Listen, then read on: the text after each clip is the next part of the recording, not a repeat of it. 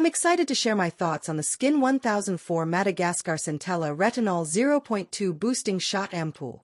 This ampoule seems like a game-changer for anyone looking to tackle fine lines, texture, and elasticity issues.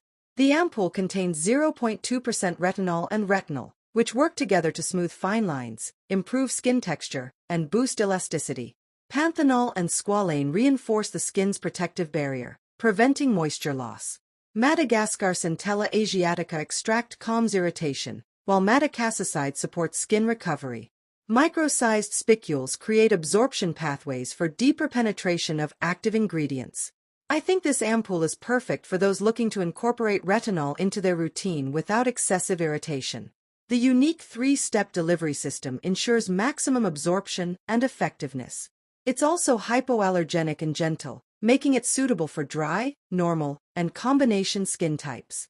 Some users might experience a tingling sensation due to the microspicules, so it's recommended to start with a small amount 2 to 3 times a week and gradually increase frequency as your skin adapts.